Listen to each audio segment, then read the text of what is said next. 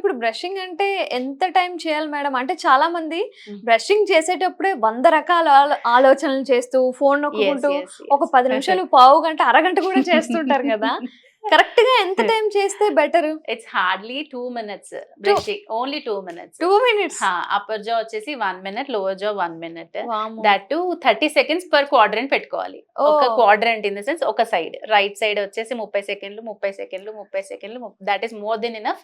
That two for 2 times a day. అంటే morning ఒక 2 నిమిషాలు, ఆ! నైట్ ఒక 2 నిమిషాలు కేటాయిస్తే చాలు. That is the best maintenance which we give to our tooth. Okay. అంటే అంతే. జస్ట్ 2 మినిట్స్ సరిపోద్దా? యెస్. మా యెస్. వాళ్ళేమో గంటలు గంటలు బ్రష్ చేస్తూనే ఉంటారు. మీరన్నట్టు ఏమేమో ఆలోచనలు ఆ! కూడా అదే టైంలో నిజమండి. ఉంటాయి. అంటే మనం చూస్తూ ఉంటాం కదా! యెస్. యెస్. ఇట్లా ఫోను నొక్కుకుంటూ బ్రష్ ఆ! చేస్తానే ఉంటారు గంటలు గంటలు. హ్మ్. మరి కొందరు సాఫ్ట్ బ్రష్‌లు వాడతారు. యెస్. కొందరు యెస్. హార్డ్ బ్రష్‌లు వాడతారు కదా! ఆ! ఎలాంటివి మీరు చెప్తారు? ఏది ఫర్ బెటర్ అని న్యాచురల్ చెప్తారు? టూత్ అంటే బయట పెట్టుడు పళ్ళు లేని వాళ్ళకి for all the natural tooth soft brush is indicated. హ్మ్. సాఫ్ట్ బ్రషెసే వాడుకోమని చెప్తాము.